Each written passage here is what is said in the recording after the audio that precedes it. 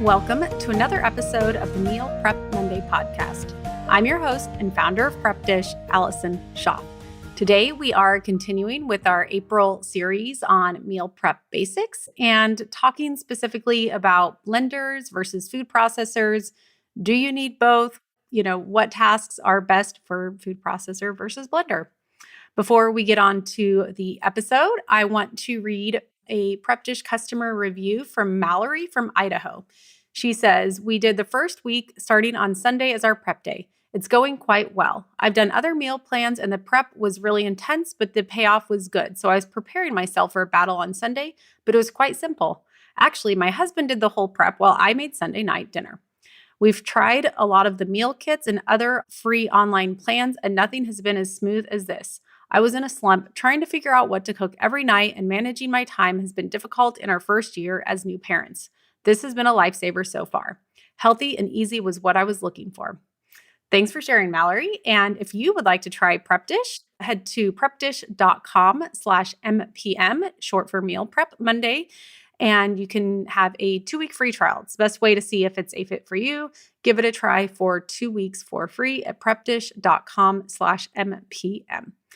Okay, so blender versus food processor. This is something that comes up a lot here at Prep Dish and that we talk about in depth at times when we are looking at our meal plans. And even when I'm going in and like testing a meal plan, I'll notice, sometimes the instructions will say use a blender, other times it'll say food processor.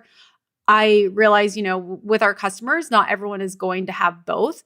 I do not think you need both. I do think having one is pretty necessary to do the meal plans and, really in general, just to kind of be making healthy food at home. I do think you can get by with just having one and not both. I personally do like having both. There's, different purposes for each. So on today's episode, I was just going to compare and contrast when I would use a food processor versus when I would use my blender. So in general, when I look at which one I'm going to use, anything that is a lot of liquid, I use my blender. Anything that's not, then I use my food processor. And in terms of brands, the name of the blender I use is the Vitamix. I got it years ago. I actually was living in California, so it had to have been like 12 years ago, and it's still going pretty darn strong. So it's a bit of an investment, but it lasts. And I believe when I bought it, it was actually a refurbished model, if I'm remembering correctly. So it's really stood up the test of time.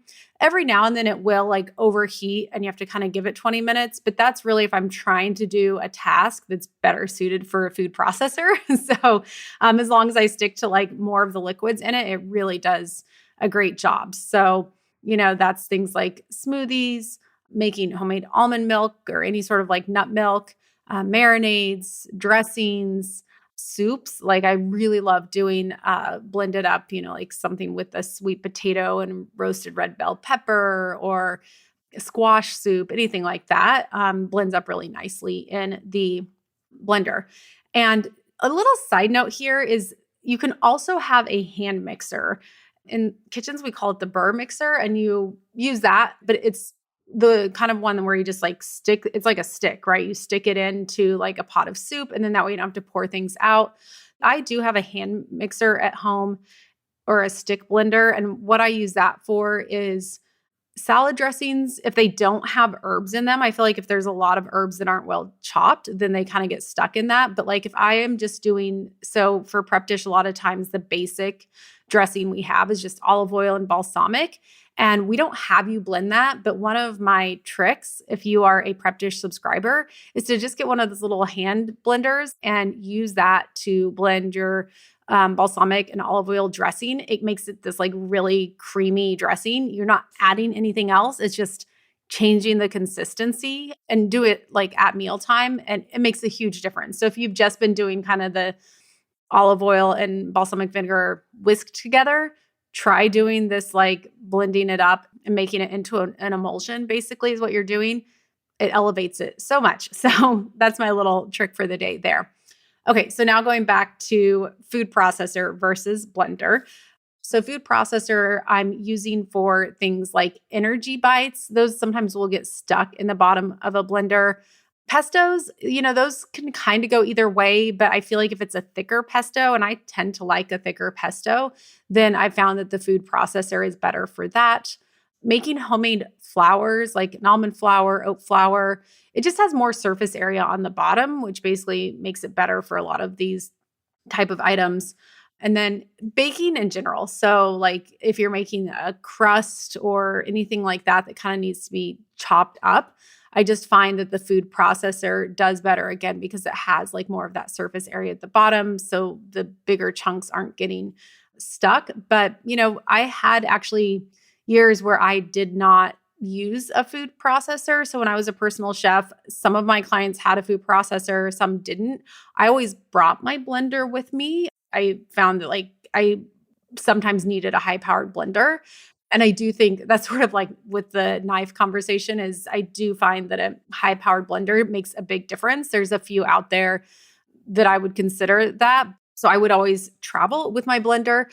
I did not travel with the food processor. I found that I could get by using the blender for the tasks that would be better with the food processor. I could still get by with them with the blender. So those are my thoughts, food processor versus blender. If you are in our Facebook group, I'll try and start a thread there. I'm just curious, with our meal plans, going back to the prep dish plans, this is something when we're looking at them, I'm sometimes making these edits of like, I think this task would be better for food processor.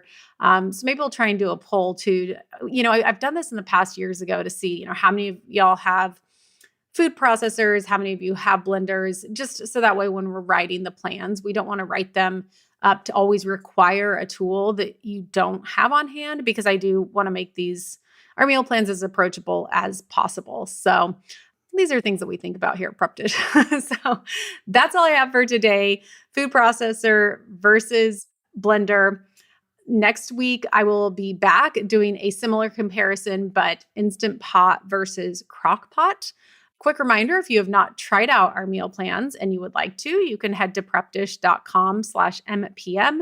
Just give it a try for 2 weeks. See if it is a fit for you. We would love to help you by making your grocery list, giving you very specific prep ahead meal instructions. So that way at dinner time, everything is quick and easy, but still tasty and healthy.